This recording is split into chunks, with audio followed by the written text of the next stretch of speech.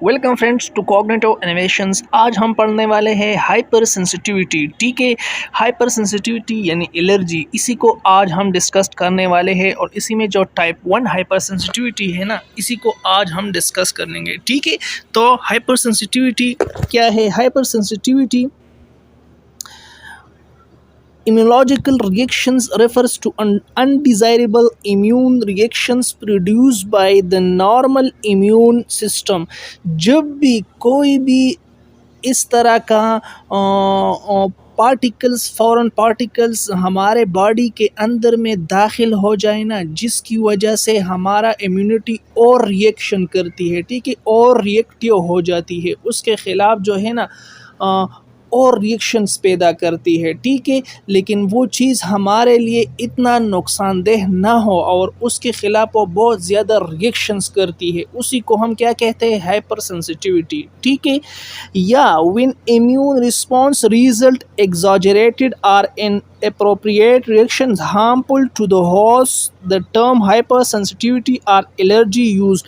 या जब भी कोई भी पार्टिकल्स हमारे बॉडी में, फॉरेन पार्टिकल्स हमारे बॉडी में आ जाए, ठीक है, और हमारा इम्यून सिस्टम इतना वो रिएक्टिव हो जाए ना, जो हमारे लिए हार्मफुल हो, नुकसानदेह हो, ठीक है, तो उसी को हम क्या कहते हैं? उसी को हम एलर्जी कहते हैं। ठीक है, अच्छा, next hyper sensitivity reactions 4 types. इसमें हमारे पास 4 टाइप्स आते हैं based on the mechanism involve and time taken for the reactions.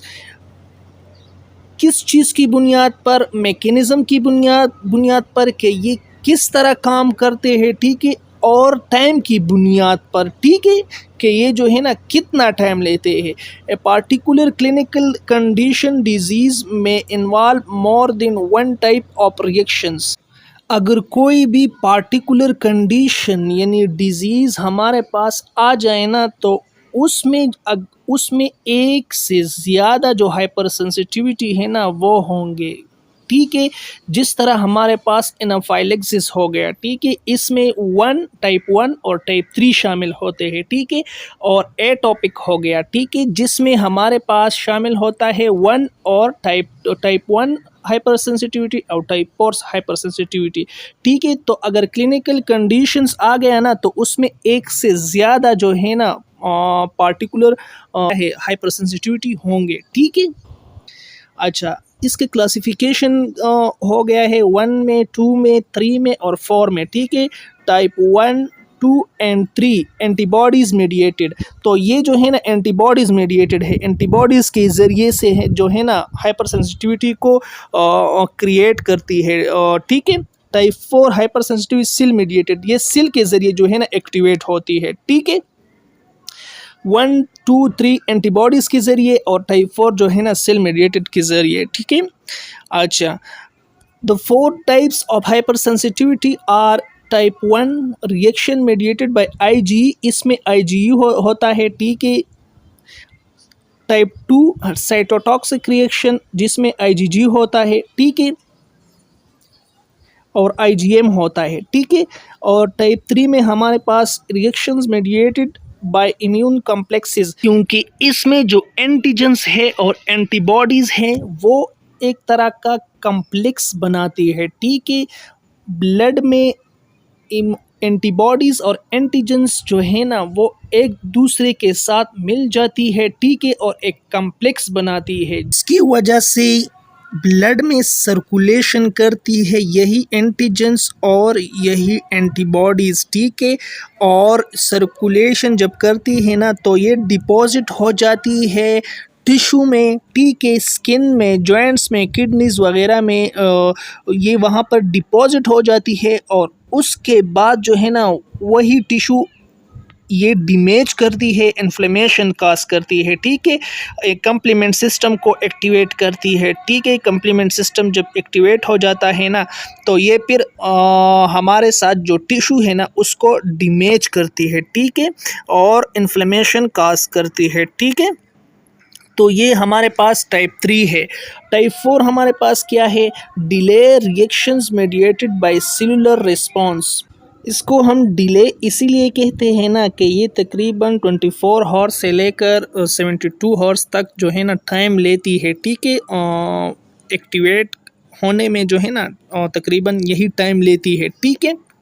ठीक है, तो इसको हम डिस्कस करेंगे। अच्छा, नेक्स्ट हमारे पास आता है टाइप 1 इमीडिएट हाइपर सेंसिटिविटी, ठीक है। टाइप 1 हमारे पास अब क्या है कि ये जो है ना इमीडिएट रिस्पॉन्स देता है। जब भी कोई भी एंटीजेंस आता है ना तो उसको जो उसके साथ जो है ना इमीडिएट उसको रिस्पॉन्स देता है, लेकिन इसका मैकेनिज्म थोड़ा सा मुख्तलिफ है, ठीक है। अच्छा, कॉमनली कॉल्ड एलर्जी, इसको हम एलर्जी कहते हैं कॉमनली, ठीक है। अच्छा, मीडिएटेड बाय आईजी, इसमें आईजी प्रोड्यूस होते हैं, ठीक है। Plasma cell in response to stimulation of और टी हेल्पर 2 सेल्स, ठीक है। हेल्पर टी सेल में हमारे पास 1 होता है और टी हेल्पर होता है, ठीक है। अच्छा, the antigens that stimulate it are called allergens, house dust, pollens, cosmetics, insects, clothing and drugs. अच्छा, इसमें जो हमारे पास एंटीजेंस होते हैं ना वो तो या डस्ट होंगे या पोलन्स होंगे, ठीक है, या कॉस्मेटिक्स कोई चीज़ें इस तरह होंगी ना, स्किन वगैरह की जो आप लगाते हैं, ठीक है। और इंसेक्ट्स वगैरह की बाइट्स हो गए, ठीक है, वो हो गए, या क्लॉथिंग वगैरह जो होते हैं, ठीक है, शलवार कमीज वगैरह हो गए, ठीक है। या जो है ना कोई इस तरह ड्रग्स होंगे ना जो इसको स्टिमुलेट करेंगे, ठीक है, इसको एक्टिवेट करेंगे, ठीक है। अच्छा, एक्सपोजर में be ingested, inhalations, injections or directed contact.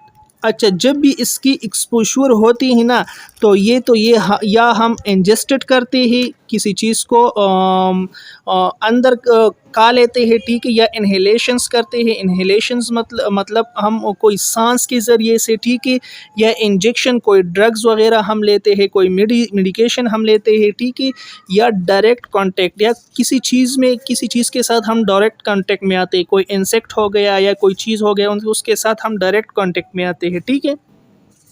अच्छा, type 1 hyper sensitivity reaction can be systematic. अच्छा, ये हमारे पास सिस्टमेटिक है। सिस्टमेटिक किस तरह है कि सिस्टमेटिक एनाफाइलेक्सिस, सिस्टमेटिक हम इसको इसलिए कहते हैं ना कि ये पूरे बॉडी यानी पूरे जिस्म पर इसकी असर होती है, ठीक है। ये लोकलाइज नहीं है, लोकलाइज मतलब लोकलाइज है, सॉरी, लोकलाइज सिस्टमेटिक होगा या जो है ना लोकलाइज टू स्पेसिफिक टारगेट, यानी स्पेसिफिक टारगेट टिश्यू में होगा, या जो है ना सिस्टमेटिक ऑल बॉडी में होगा, ठीक है, या आर्गन, ठीक है। एलर्जिक, जिस तरह हमारे पास एलर्जिक रिनाइटिस हो गया, ठीक है, इस्तेमा हो गया, ठीक है, तो इसी में। अच्छा, फर्स्ट टाइम एक्सपोजर। अच्छा, अब याद रखना चाहिए कि इसका जो मेकेनिज़्म है ना वो थोड़ा सा मुख्तलिफ है और जो 3 to 4 और 2 है, ठीक है। मेकेनिज़्म क्या है? मेकेनिज़्म, जब भी फर्स्ट टाइम हमारे पास एलर्जेंस आएगा ना वो बॉडी के साथ एक्सपोजर होगा, उसके बाद जो है ना हमारे पास उसकी एंटीबॉडीज़ बनेगी, ठीक है, बी एंटीबॉडीज़ बनेगी। फिर यही बी एंटीबॉडीज़ आएगी और बेसोपिल और जो मैस्ट सेल है उसके सरफेस के रिसेप्टर से अटैच हो जाएंगी, ठीक है। उसकी सेल के सरफेस के रिसेप्टर से अटैच होने के बाद जो है ना फिर सेकंड टाइम जब यही एंटीजेंस आएगा ना तो उसके ख़िलाफ़ इमीडिएट रिस्पॉन्स होगा, ये याद रखना चाहिए, ठीक है। एंटीबॉडीज़ बनेगी, बेसोपिल और मैस्ट सेल के सरफेस रिसेप्टर होते हैं, ठीक है, उसके साथ जो है ना वो अटैच हो जाएगी, ठीक है। वो फिर उसके बाद जो रिस्पॉन्स है ना वो फिर इमीडिएट होगा, ठीक है। तो यही पर क्या कहते हैं कि during first contact of the host with the antigens, जब भी हमारे पास होस्ट जो है ना वो फर्स्ट कॉन्टेक्ट में आ जाए एंटीजेंस के साथ, तो फिर क्या होगा, antigens capture by antigens presenting cell, फिर उसके बाद जो एंटीजन प्रेजेंटिंग सेल है ना वो कैप्चर करेगा एंटीजेंस को, ठीक है, और अपने सेल के सरफेस पर रख देगा, ठीक है। प्रेजेंटेड टू टी सेल्स, फिर टी सेल को प्रेजेंट करेगा और फिर टी सेल जो है ना डिफ्रेंशिएट करेगा, यानी टी हेल्पर 2 को जो है ना वो बुला लेगा, ठीक है। टी हेल्पर 2 सेल फिर क्या करेगा, T helper 2 cell interleukin 3, interleukin 4 and interleukin 5 secrete करेगा, ठीक है। फिर उसके बाद इंटरल्यूकिन 4 का काम क्या होता है, causes activation of B cells. B cell को ये एक्टिवेट करेगा। जब बी सेल एक्टिवेट हो जाती है तो वहाँ पर जो है ना एंटीबॉडीज़ बनती है। फिर एंटीबॉडीज़ जो है ना फिर आती है बेसोफिल और जो मैस्ट सेल्स है उसके साथ अटैच हो जाती है। जब ये दोनों के साथ अटैच हो जाती है, अगर सेकंड टाइम यही एलर्जेंस फिर आ गया ना तो ये एंटीबॉडीज़ के साथ अटैच हो जाएगा। ठीक है, जब एंटीबॉडीज़ इसको रिकॉग्नाइज करेगी तो फिर हिस्टामीन वगैरह जो इन्फ्लेमेशन काज करने के जो केमिकल्स हैं ना वो सिक्रीट हो जाएंगे। ठीक है, activated B cell differentiate to form IgE secreting plasma. तो यही बी सेल जो है ना कौन सी वाली एंटीबॉडीज़ बनाती है, IgE एंटीबॉडीज़ बनाती है और बेसोफिल और जो मैस्ट सेल है ना उसके सेल के सरफेस पर अटैच हो जाती है। ठीक है, IgE एंटीबॉडीज़ फॉर्म, IgE जब एंटीबॉडीज़ बनती है binds to the FC receptor. ये FC जो है ना ये हमारे पास रिसेप्टर होता है। ठीक है, इसी के साथ जो है ना बेसोफिल और इओसिनोफिल जो है मैस्ट सेल के साथ जो है ना वो अटैच हो जाती है। ठीक है, फिर उसके बाद अगर सेकंड टाइम आ गया ना तो यही जो है ना फिर डीग्रेनुलेशन इसकी होती है। ठीक है, फिर बाद में इसकी जो है ना एक्टिवेशन होती है इस दोनों सेल की। अच्छा यहाँ पर जो है ना ग्राफ्स के ज़रिए आपको समझाया है, एलर्जेंस आ गए हैं। ठीक है, ये एंटीजन प्रेजेंटिंग सेल्स है। ठीक है, फिर उसके बाद एंटीजन प्रेजेंटिंग सेल ने अपने सेल के सरफेस पर रख दिए। ठीक है, सेल के सरफेस पर रखने के बाद जो है ना टी हेल्पर सेल्स है उसने आइडेंटिफाई कर लिए। ठीक है, फिर टी हेल्पर सेल्स जो है ना ये उसने डिफरेंशिएट करके टी हेल्पर 2 को बुला लिया। टी हेल्पर 2 जब आ गया ना तो इसने ये केमिकल सिक्रीट कर दिए। केमिकल सिक्रीट करने के बाद जो 4 का काम है ना इंटरल्यूकिन 4 का, ठीक है, उसने बी सेल को एक्टिवेट कर लिया। ठीक है, बी सेल एक्टिवेट होने के बाद उसने जो है ना IgE प्रोडक्शन कर लिए, एंटीबॉडीज़ बना लिए। फिर यही एंटीबॉडीज़ आते हैं और जो यहाँ पर रिसेप्टर है ना, यहाँ पर रिसेप्टर है मैस्ट सेल और बेसोफिल की जो रिसेप्टर है ना इसके साथ अटैच हो जाते हैं। ठीक है, IgE यहाँ पर देखे। ठीक है, IgE रिसेप्टर, ये रिसेप्टर नीचे रिसेप्टर है और IgE बन जाते हैं। ठीक है, तो जब अटैच हो जाते हैं तो उसके बाद जो है ना फिर अगर दूसरी दफ़ा सेकंड टाइम, ये सेकंड टाइम है। ठीक है, ये सेकंड टाइम हमारे पास जो है ना ये एलर्जेंस आ गए। ठीक है, तो ये सेकंड टाइम जब आते हैं ना तो इसके साथ जो एक्सपोजर होते हैं सेल्स के साथ, बेसोफिल और मैस्ट सेल्स के साथ, फिर ये क्या करते हैं, फिर ये हिस्टामीन, ल्यूकोट्रीन्स, प्रोस्टाग्लैंडिन्स और प्लेटलेट्स एक्टिवेटिंग फैक्टर को एक्टिवेट करता है, जिसके साथ साथ हमारे विसल की डायलेशंस होती है। ठीक है, एडीमा होता है, रेडनेस आती है, इचिंग आती है, यानी इन्फ्लेमेशंस होती है। ठीक है, तो यही जो है ना हमारे पास मैकेनिज़्म था। ठीक है, अच्छा अब सेकंड टाइम एक्सपोजर जब होता है तो क्या होता है, mast cell are now fully sensitized for the next events.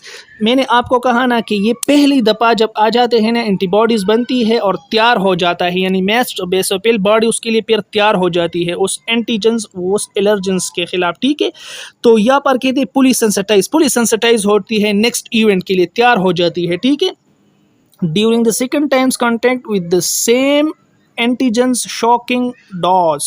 अच्छा, जब भी सेकंड टाइम हमारे पास वही एंटीजन्स फिर दोबारा आ जाता है तो फिर क्या होता है, IgE antibodies on the surface of mast basophil activated, तो फिर वही मास्ट और बेसोफिल जो है ना वो एक्टिवेट हो जाते हैं। ठीक है, causes damage membrane lysis influx और सोडियम वाटर, सेल को डैमेज करती है। ठीक है, जिसके ज़रिए से सेल को डैमेज करती है। मेम्ब्रेन लाइसिस, मेम्ब्रेन की जो लाइसिस है ना तोड़ है उसको करती है, डैमेज करती है।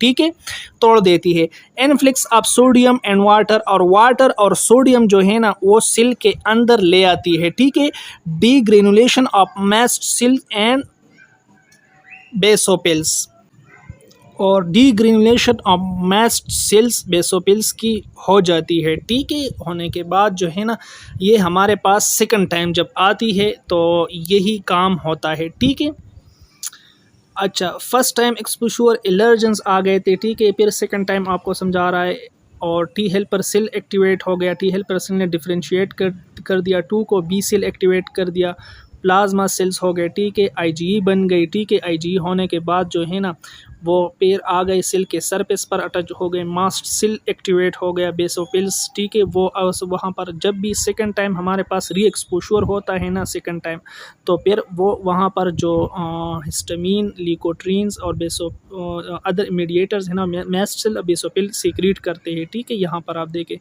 और यहाँ पर जो है ना यहाँ पर जो सेकंड टाइम री एक्सपोजर है ना वो हो गया है, ठीक है।